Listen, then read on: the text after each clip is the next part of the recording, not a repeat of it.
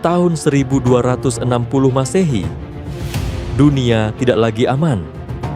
Dari padang rumput Asia Tengah, muncul sebuah kekuatan yang belum pernah disaksikan sebelumnya. Mereka datang seperti badai, menghancurkan kota, membakar peradaban, dan menanam ketakutan di setiap negeri yang mereka lewati. Mereka adalah bangsa Mongol. Baghdad telah runtuh, Sungai Tigris menghitam oleh tinta buku-buku yang dibuang dan memerah oleh darah ribuan korban. Aleppo jatuh, Damaskus menyerah. Dunia Islam gemetar, banyak yang percaya ini adalah akhir. Pasukan Mongol dikenal tak terkalahkan. Belum pernah mereka dihentikan, hingga mereka tiba di sebuah lembah kecil di Palestina, sebuah tempat bernama Ain Jalut. Di sanalah sejarah berubah untuk selamanya.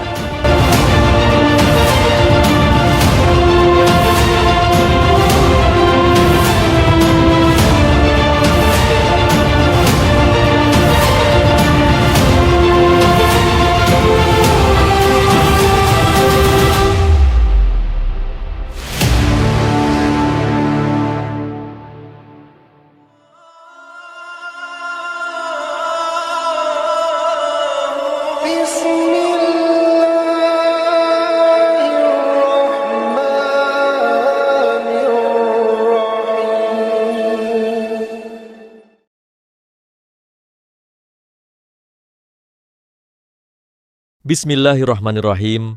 Assalamualaikum warahmatullahi wabarakatuh. Untuk memahami Ain Jalut, kita harus kembali jauh ke timur, ke padang rumput luas Mongolia di awal abad ke-13. Di sanalah lahir seorang anak bernama Temujin. Ia bukan bangsawan besar. Ia tumbuh dalam kerasnya kehidupan stepa, penuh pengkhianatan, peperangan antar suku, dan perebutan kekuasaan. Namun, Temujin memiliki sesuatu yang berbeda: kecerdikan militer, disiplin besi, dan kemampuan menyatukan suku-suku yang sebelumnya saling bermusuhan. Pada tahun 1206, ia memproklamasikan dirinya sebagai Genghis Khan, penguasa agung bangsa Mongol. Sejarawan Persia, Atamalik Al-Juwaini, dalam karyanya Tarikh-i Jahan Gusha menggambarkan pasukan Mongol sebagai kekuatan yang bergerak cepat, terorganisir, dan tanpa belas kasihan. Mereka bukan sekadar pasukan berkuda. Mereka adalah mesin perang yang sangat terstruktur. Setiap prajurit Mongol adalah pemanah ulung.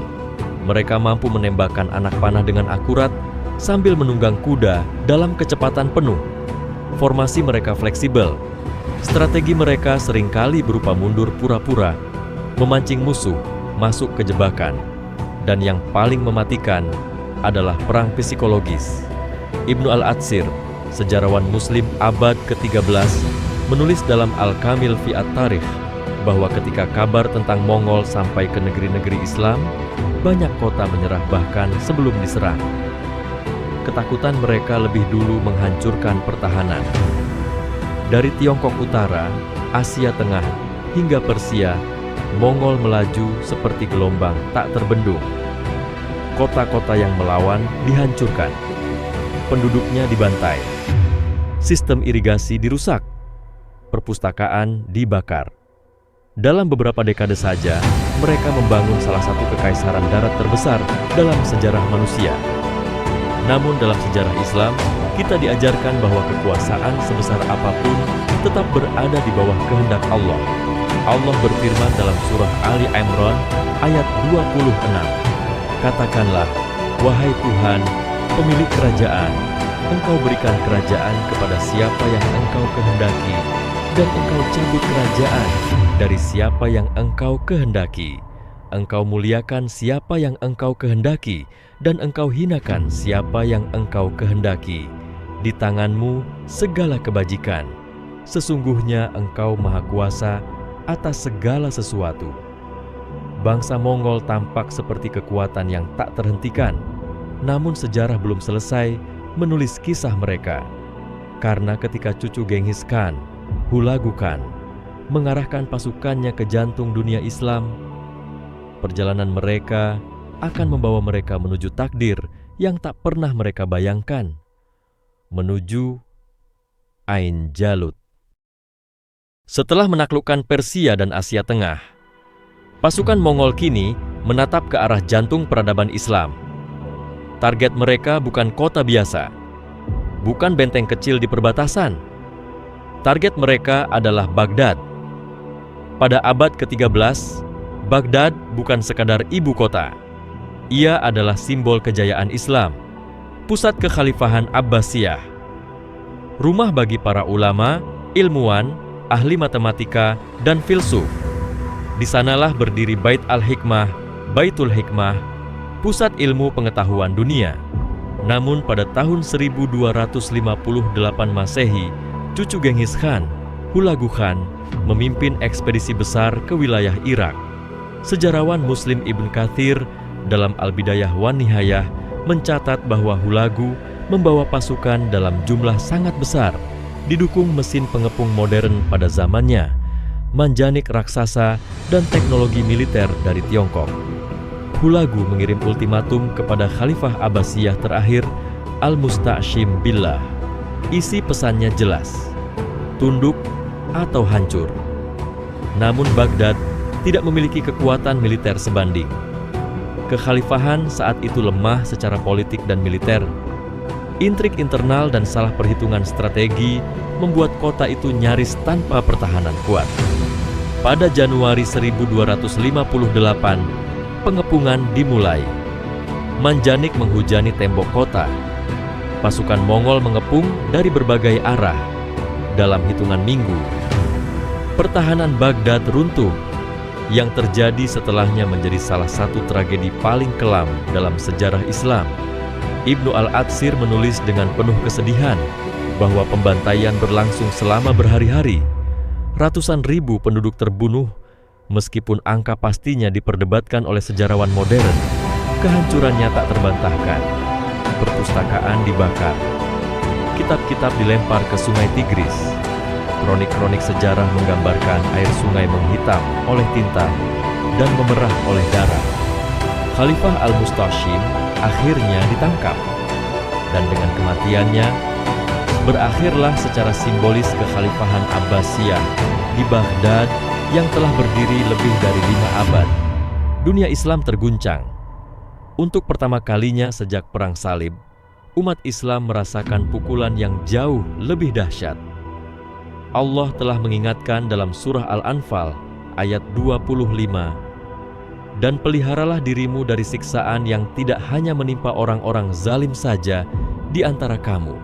Ketahuilah bahwa Allah sangat keras siksaannya."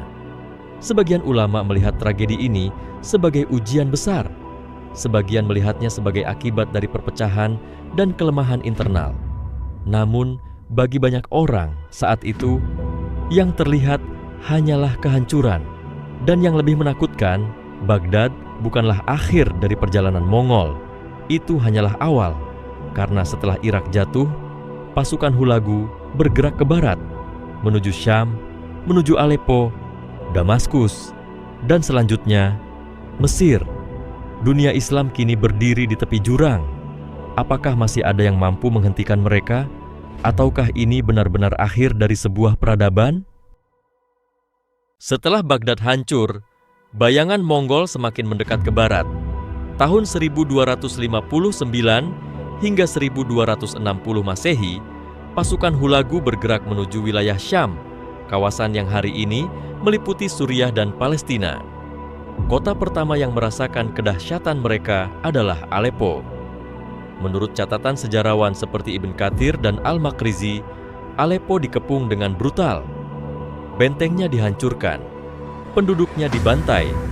Tak lama setelah itu, Damaskus, kota bersejarah yang pernah menjadi ibu kota kekhalifahan Umayyah, memilih menyerah untuk menghindari kehancuran total. Dalam waktu singkat, Syam jatuh ke tangan Mongol. Yang membuat situasi semakin genting adalah kenyataan bahwa sebagian penguasa Muslim saat itu memilih tunduk demi menyelamatkan kekuasaan mereka. Aliansi politik terbentuk antara Mongol dan beberapa kekuatan lokal, bahkan dengan tentara salib yang masih bertahan di pesisir Levant. Secara geopolitik, dunia Islam terpecah. Tidak ada kepemimpinan tunggal, tidak ada koordinasi besar, dan kini hanya satu kekuatan besar yang tersisa, Kesultanan Mamluk di Mesir. Hulagu mengetahui hal itu, maka ia mengirim sebuah surat ancaman kepada penguasa Mesir saat itu. Isi surat tersebut, sebagaimana dicatat dalam berbagai kronik sejarah, berbunyi dengan nada sombong dan intimidatif. Dari raja segala raja di timur dan barat, Hulagu Khan. Kepada Qutus, penguasa Mesir, kami telah menaklukkan negeri-negeri besar dan menghancurkan kerajaan-kerajaan kuat. Tidak ada yang dapat melarikan diri dari pedang kami. Maka tunduklah sebelum kehancuran menimpamu. Surat itu bukan sekadar ancaman. Itu adalah deklarasi psikologis. Mongol mengandalkan reputasi mereka. Seringkali, ketakutan sudah cukup untuk memenangkan perang tanpa pertempuran. Di Mesir, kabar tentang jatuhnya Baghdad dan Syam telah sampai lebih dulu. Rakyat diliputi kecemasan. Para pemimpin militer menyadari satu hal, jika Mesir jatuh, maka jalan menuju Afrika Utara dan bahkan Hijaz akan terbuka. Dan jika Hijaz terancam, Makkah dan Madinah bisa berada dalam bahaya. Situasi ini seakan menggambarkan firman Allah dalam surah Ar-Ra'd ayat 11. Sesungguhnya Allah tidak akan mengubah keadaan suatu kaum hingga mereka mengubah keadaan yang ada pada diri mereka sendiri. Sejarah seakan menunggu, apakah kaum muslimin akan terus tercerai-berai, ataukah akan bangkit melawan arus kehancuran? Di tengah ketakutan itu, seorang pemimpin mulai mengambil keputusan yang akan mengubah arah sejarah. Namanya Saifuddin Qutus, dan di sisinya seorang panglima cerdas bernama Baibars. Mesir saat itu bukan negeri yang tenang. Di balik ancaman Mongol dari luar, ada badai lain yang berputar di dalam. Kesultanan Mamluk dibangun oleh para mantan budak militer. Mereka ditempa sejak kecil untuk menjadi prajurit. Disiplin keras, latihan tempur, berkuda, memanah, dan loyalitas militer. Itulah fondasi Mamluk. Namun justru karena itu, politik mereka sering bergejolak. Pergantian pemimpin bisa terjadi cepat, penuh intrik, dan sering berdarah. Di tengah situasi genting itu, muncul seorang tokoh bernama Saifuddin Qutus. Dalam kronik-kronik Mamluk seperti yang banyak dirujuk dari Al-Makrizi, Qutus digambarkan sebagai sosok yang paham satu kenyataan. Mesir adalah benteng terakhir. Jika Mesir runtuh, maka bukan hanya Syam yang hilang, tetapi jalan menuju Hijaz dan pusat-pusat Islam akan terbuka. Saat surat ancaman Mongol tiba, Qutus tidak hanya membaca kata-katanya, ia membaca maksud di baliknya. Mongol ingin mematahkan semangat sebelum perang dimulai. Dan disinilah keputusan besar itu lahir. Qutus memilih menolak tunduk. Bahkan, ini bagian yang sering dikenang, utusan Mongol yang membawa ancaman itu dihukum mati. Secara diplomasi, tindakan ini sangat berbahaya. Dalam tradisi perang, membunuh utusan berarti memutus kemungkinan damai. Artinya hanya satu, perang total. Tapi justru itulah pesan Qutus kepada rakyat dan pasukannya. Kita tidak akan hidup sebagai bangsa yang menunduk karena takut. Lalu Qutus melakukan langkah berikutnya yang tidak kalah penting, menyatukan barisan. Ia mengumpulkan para amir Mamluk, menguatkan logistik, menggerakkan pasukan, dan membangun semangat jihad. Ia tahu, melawan Mongol bukan hanya soal pedang, tetapi soal ketahanan mental. Di titik ini, muncullah seorang panglima yang kelak menjadi legenda, Ruknuddin Baibars. Baibars bukan sekadar prajurit kuat.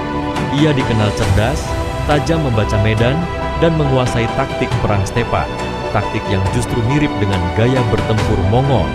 Menurut tradisi kronik Mamluk, Baibars berperan besar dalam membentuk strategi menghadapi musuh yang cepat, disiplin, dan mematikan itu.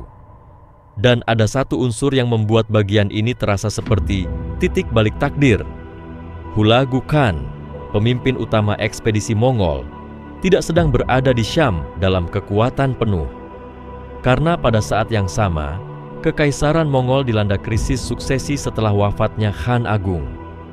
Hulagu harus menarik sebagian besar pasukannya kembali ke timur. Yang ditinggalkan di Syam adalah pasukan di bawah komando seorang jenderal, Kit Bugha. Pasukan Mongol yang tersisa tetap berbahaya, tetapi tidak sebesar saat menghancurkan Baghdad. Qutuz membaca kesempatan ini sebagai celah sejarah. Jika mereka menunggu terlalu lama, Mongol bisa kembali dengan kekuatan penuh. Maka ia memilih langkah berani, bukan menunggu Mongol datang ke Mesir, tetapi menyongsong perang di Syam. Ini bukan keputusan ringan. Bergerak keluar dari Mesir berarti meninggalkan zona aman dan mempertaruhkan segalanya. Namun Qutuz memegang prinsip yang sangat selaras dengan perintah Allah: persiapan, kekuatan, dan keteguhan. Allah berfirman dalam surah Al-Anfal ayat 60, "Dan siapkanlah untuk menghadapi mereka kekuatan apa saja yang kamu sanggupi." Ayat ini bukan hanya tentang persenjataan, tetapi juga tentang disiplin, persatuan, strategi, dan kesiapan jiwa.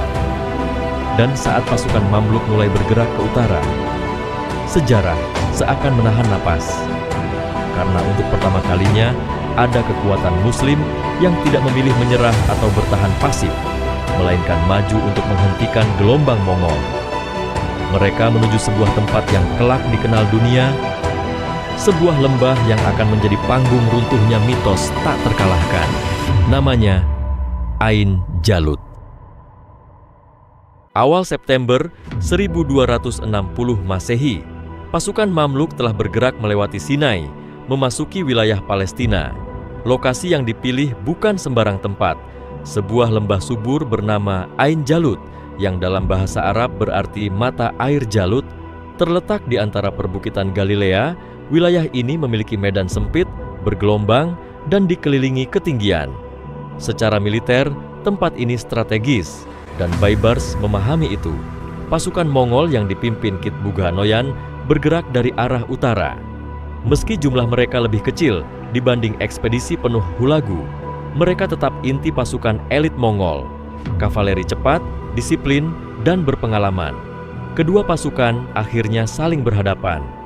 Menurut kronik-kronik Mamluk dan sejarawan seperti Ibn Kathir serta Al-Maqrizi, Baibars memimpin barisan depan Mamluk. Dan disinilah strategi besar itu dijalankan. Baibars memulai serangan awal, cepat dan agresif.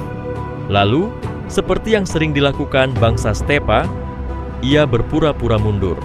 Taktik ini sangat dikenal dalam perang nomaden Eurasia, termasuk oleh Mongol sendiri. Namun kali ini, Mongol yang menjadi korban strateginya. Melihat pasukan Mamluk mundur, Kit Bugha memerintahkan pengejaran. Ia yakin musuh mulai goyah. Pasukan Mongol pun masuk lebih dalam ke lembah. Dan saat itulah jebakan ditutup. Dari balik perbukitan dan sisi lembah yang tersembunyi, pasukan utama Mamluk yang dipimpin langsung oleh Sultan Qutuz keluar menyerang. Serangan datang dari berbagai arah. Pertempuran berubah menjadi jarak dekat, sesuatu yang tidak selalu menguntungkan kavaleri pemanah Mongol yang mengandalkan mobilitas luas. Kronik menyebutkan bahwa pertempuran berlangsung sengit. Anak panah beterbangan. Kuda-kuda bertabrakan. Pedang beradu dalam jarak yang sangat dekat. Di tengah kekacauan itu, sempat terjadi momen genting. Sebagian pasukan Mamluk terdorong mundur. Dan disinilah salah satu adegan paling terkenal dalam sejarah ini terjadi. Dikisahkan bahwa Sultan Qutuz turun langsung ke garis depan. Ia melepaskan helmnya, mengangkat wajahnya ke langit, dan berteriak, "Wa Islamah! Wahai Islam!" Teriakan itu bukan sekadar seruan perang. Itu adalah panggilan identitas, panggilan iman, dan panggilan kehormatan. Semangat pasukan kembali menyala. Mamluk menyerang dengan gelombang penuh. Kit Bugha sendiri dikenal sebagai jenderal yang berani. Ia tidak mundur. Ia terus memimpin perlawanan, namun akhirnya ia tertangkap. Menurut banyak riwayat sejarah, Kit Bugha dieksekusi di medan perang. Dan dengan jatuhnya sang jenderal, barisan Mongol mulai pecah. Untuk pertama kalinya dalam pertempuran besar di wilayah Islam, Mongol dipukul mundur secara telak, bukan karena cuaca, bukan karena wabah, tetapi karena kekalahan di medan perang terbuka. Kemenangan ini bukan sekadar taktis, ia menghancurkan mitos. Selama puluhan tahun, bangsa Mongol dianggap tak terkalahkan. Di Khwarezm, di Persia, di Rusia, di Baghdad, mereka selalu menang. Namun di Ain Jalut, pada 3 September 1260 Masehi, mereka dihentikan, dan sejarah dunia berubah arah. Allah berfirman dalam surah Muhammad ayat 7, "Wahai orang-orang yang beriman, jika kamu menolong agama Allah, niscaya Dia akan menolongmu dan meneguhkan kedudukanmu." Bagi banyak kaum muslimin saat itu, Ain Jalut bukan sekadar kemenangan militer, tetapi pertolongan setelah keputusasaan panjang. Namun kisah ini belum selesai, karena dampak Ain Jalut jauh melampaui satu medan perang. Ia mengubah peta kekuasaan. Ia menyelamatkan wilayah Islam bagian barat, dan ia mengubur mitos kekuasaan absolut Mongol. Kemenangan di Ain Jalut bukan sekadar kemenangan satu hari. Ia adalah titik balik peradaban. Setelah kekalahan itu, sisa pasukan Mongol mundur ke utara. Wilayah Syam yang sebelumnya jatuh perlahan direbut kembali oleh Mamluk. Untuk pertama kalinya sejak ekspansi besar mereka, bangsa Mongol dipaksa menghadapi kenyataan pahit. Mereka bisa dikalahkan. Secara militer, Ain Jalut menghentikan laju Mongol menuju Mesir dan Afrika Utara. Jika Mesir jatuh saat itu, maka jalur ke Hijaz, Makkah, dan Madinah akan terbuka. Namun kemenangan ini menjaga pusat-pusat suci Islam tetap aman. Secara psikologis, dampaknya lebih besar lagi. Selama puluhan tahun, nama Mongol identik dengan kepastian kehancuran. Kota-kota menyerah sebelum diserang. Pasukan gemetar sebelum bertempur. Namun setelah Ain Jalut, mitos itu runtuh.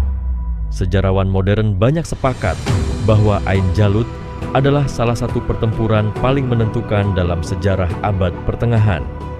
Ia menghentikan ekspansi Mongol ke arah barat daya dan memperkuat dominasi Mamluk di kawasan Timur Tengah selama berabad-abad setelahnya. Bahkan, dalam dinamika internal Mongol sendiri, kekalahan ini memperlihatkan bahwa mereka bukan kekuatan absolut yang tak tersentuh. Allah mengingatkan dalam surah Al-Imran ayat 140, "Dan masa, kejayaan dan kehancuran itu kami pergilirkan di antara manusia." Tidak ada kekuasaan yang abadi, tidak ada imperium yang selamanya tak terkalahkan.